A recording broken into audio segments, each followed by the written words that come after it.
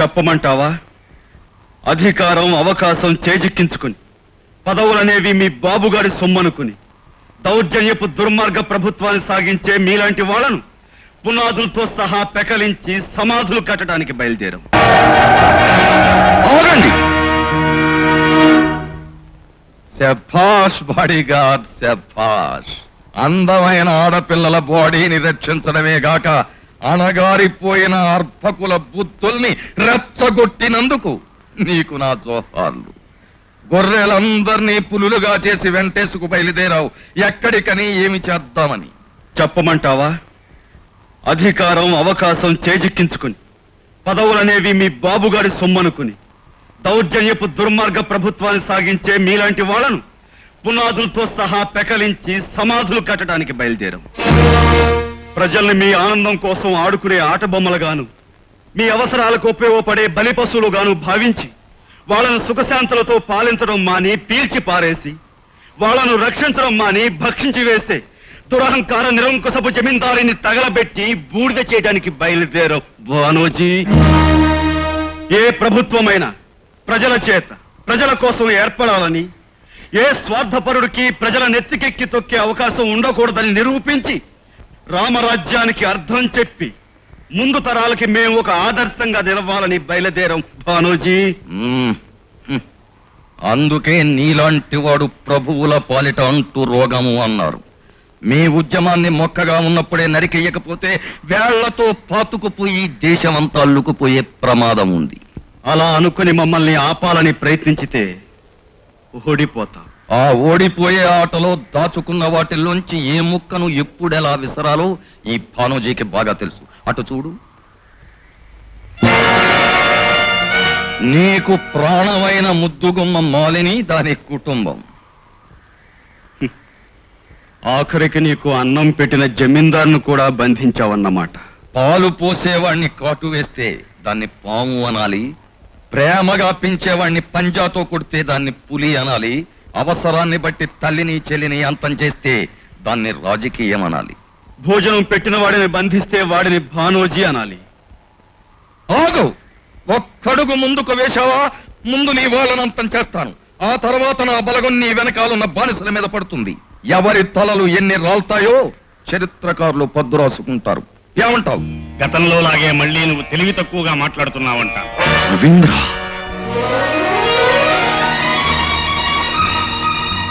నేను నమ్మిన సిద్ధాంతం గెలిచే రోజు చూడ్డానికి బ్రతికే ఉన్నాను భానోజీ. నా ఆశయానికి రూపంగా, నా అస్త్రశస్త్ర విద్యలకు ఆకారంగా విజయ్ని తీర్చిదిద్ది పంపింది నేనే అని నేను ఎప్పుడో అనుమానించాను రవీంద్ర. కానిప్పుడు జరగబోయే రక్తపాతంలో నీ ఆశయం నాశనం కాబోతుంది. అదే నీ తెలివి తక్కువ. వాళ్ళు వీళ్ళు కొట్టుకుని చంపుకున్నాక నెత్తులు చిందే నేలని, నేలకూలిన శవాలని ఎవరేలుకుంటారు? ప్రజలే చచ్చిపోయిన తరువాత నీదైనా నాదైనా ప్రభుత్వం అనేది ఉండి ఏం చేస్తుంది? ఏమిటి నువ్వనేది? జన నష్టం లేకుండా గెలుపు నిర్ణయించుకోవటం ఉత్తమం. ఒకప్పుడు నేను సృష్టించిన అతి శక్తివంతమైన పంచభూతాలు నీ దగ్గర ఉన్నాయి. వాటికి మళ్ళీ నేను తయారు చేసిన విజయుడికి బలాబలాల పోటీ ఏర్పాటు చేద్దాం. ఆ పోటీలో పంచభూతాలు గెలిస్తే నీ నిరంకుశత్వానికి నీరాజనాలిచ్చి మేమంతా లొంగిపోతాం. విజయుడే గెలిస్తే నువ్వు నీ అనుచరులు ప్రజాశక్తికి తలవంచాలి. రవీంద్ర, నా చేతిలో ఉన్న 5 శక్తుల ముందు నీ విజయుడు పరాజయం కాక తప్పదు. అది నీ ఓటమి కిందే లెక్క.